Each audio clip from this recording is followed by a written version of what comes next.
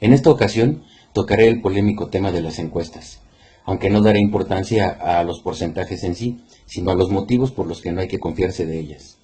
Las encuestas jamás han sido perfectas y siempre han estado sujetas al margen de error y a un nivel de incertidumbre mayor o menor dependiendo del momento. Por ejemplo, durante esta carrera electoral ha habido 3 momentos en los que don Andrés ha subido y ha despuntado. Momento 1. El gasolinazo. Aprovechó esta situación para elevarse a los 30 porcentuales. Momento 2. El escándalo de la nave industrial de Ricardo Anaya para elevarse por arriba del 35%. Y momento 3. El reciente segundo debate para rebasar los 40%, según las encuestas. Y no es que estas circunstancias sean o no ciertas, afecten al país o no. Eso es lo de menos para un partido político. Lo que importa es capitalizar las emociones. Y eso es lo que ha hecho muy bien don Andrés y su equipo. Así como lo ven, con todo y sus espasmos verbales, es un perverso y maquiavélico. Las encuestas no están diseñadas para captar emociones. Uno de los fenómenos que afectan las encuestas en este país es que hay temas que son muy sensibles, como la seguridad, la corrupción y la reputación política de los involucrados. De tal manera que las decisiones más que racionales son absolutamente emocionales, como para identificarlas en las encuestas. Ahora bien, ¿por qué existe esa percepción de que don Andrés está arrasando?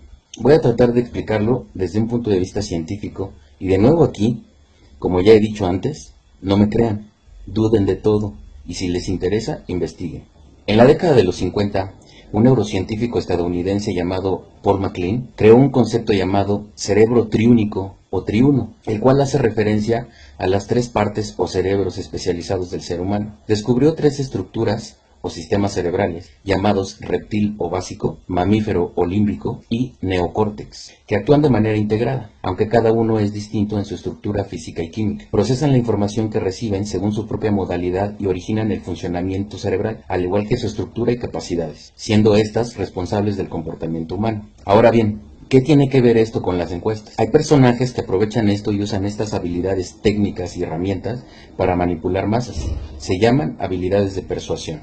En todas las comunidades existe un concepto que se llama conciencia colectiva, donde el grupo de seres que la integran comparten un conjunto de creencias y valores en común. Don Andrés ha sabido manipular la conciencia colectiva desde hace décadas. Desde que salió con el adjetivo de el innombrable, ¿se acuerdan? Luego vino la mafia del poder. Ha trabajado en sembrar miedo y le ha dado al pueblo algo que odiar, y lleva 18 años haciéndolo. Don Andrés sabe cómo, cuándo y a qué áreas del cerebro hablarle. Se dirige a los 3 cerebros del ser humano. 1. Cerebro primitivo o reptil. Este cerebro controla los instintos de las respuestas cuando hay peligro inminente, dominación, territorialidad y amenaza. No controla el lenguaje ni el razonamiento. Cuando un mensaje entra a este cerebro, no existen explicaciones ni razonamientos. Por consecuencia, no se puede argumentar en favor de una decisión. Eso explica por qué los feligreses morenistas no pueden articular palabra cuando se les pide razonar una ocurrencia de don Andrés.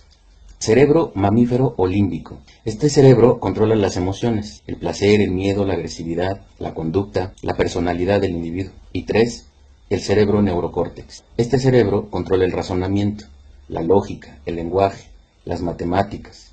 No tiene emociones ni instintos. Don Andrés puede hacer que se le crea absolutamente todo, sin que la mayoría de la conciencia colectiva le refute una sola palabra, como lo hemos comprobado. Misma fórmula que utilizó Trump con nuestros vecinos, por ejemplo. Por eso el discurso de don Andrés siempre es el mismo, hasta en los debates. Repite el guión de sus spots y las mismas frases. No dice nada que no le hayamos escuchado porque es una fórmula para manipular la conciencia colectiva. Ahora bien, la mezcla que usa es 95% del discurso es al cerebro primitivo, 4% del discurso es al cerebro límbico y 1% al neocórtex. Esto explica por qué es el único candidato que puede reclutar a expriistas con antecedentes de corrupción y al mismo tiempo decirles a sus seguidores que el PRI es la mafia del poder. ¿Por qué puede reclutar a uno de los más íntimos del innombrable, como el orquestador del fraude electoral de Salinas, don Manuel Bartlett, como a tantos otros, y al mismo tiempo decirle a sus feligreses que acabará con la corrupción? ¿Que puede ofrecer amnistía a los delincuentes? Y al mismo tiempo decirle a sus seguidores que él solo acabará con la inseguridad. ¿Que puede decir que los criminales comunes son niños de pecho, minimizando las consecuencias del delito común para la sociedad?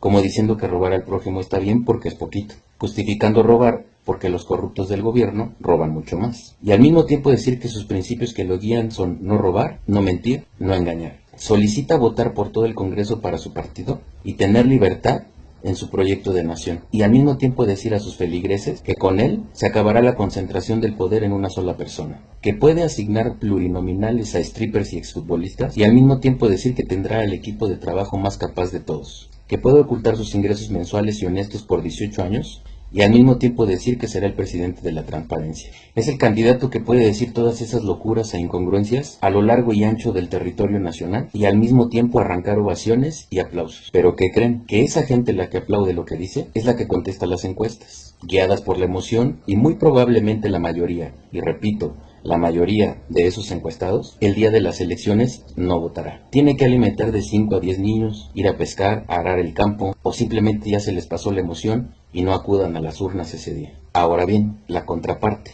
los que no contestamos las encuestas porque no nos interesa y preferimos seguir evaluando opciones. O bien, por otros diferentes motivos, entre ellos pena o miedo a que los intolerantes ataquen, también llamada espiral del silencio o del voto oculto. Una de las razones por las que las encuestas no reflejan la realidad es porque mucha gente no acepta en público por quién va a votar. Piensan, no quiero decirle a tal encuestador, voy a votar por tal candidato, pero en privado. Eso es lo que siento y eso es lo que voy a hacer. Y esto es lo que termina afectando los resultados finales. La falla en las encuestas parece ser entonces un error de no respuesta o de cobertura. Es decir, que las personas que responden las encuestas no reflejan plenamente el electorado real. De todos estos resultados, se espera un resultado diferente, algo que según los expertos puede ser el resultado de una suma de eventos que junto con la incertidumbre van ajustando la opinión del ciudadano y puede hacer que su pensamiento cambie hasta el último momento antes de depositar su voto en la urna. Y eso hace más difícil las encuestas. Lo hemos visto en las recientes elecciones en Estados Unidos, en el Brexit y en España. Los expertos subrayan asimismo cómo los sondeos no son predicciones al milímetro de lo que va a pasar. Recogen un estado de ánimo y punto.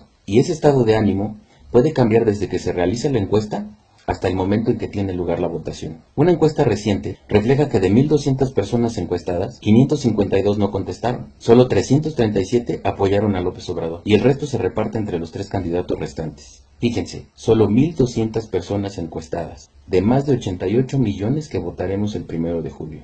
Y ya ni hablar de las encuestas que los candidatos compran e inflan según su conveniencia, haciendo creer al electorado que la mayoría del país está a su favor, vendiendo espejismos y más tarde poder argumentar fraude. Así que ojo mis PG-fans, no por ser más gritones son más. Tenemos una causa en común que es enorme y noble, el territorio mexicano, nuestra historia, nuestros empleos, nuestra economía, nuestras familias y todos nuestros compatriotas. La diferencia entre los que votamos razonadamente y los que no, es que nosotros no amamos un candidato, amamos a México y somos más. Voto útil.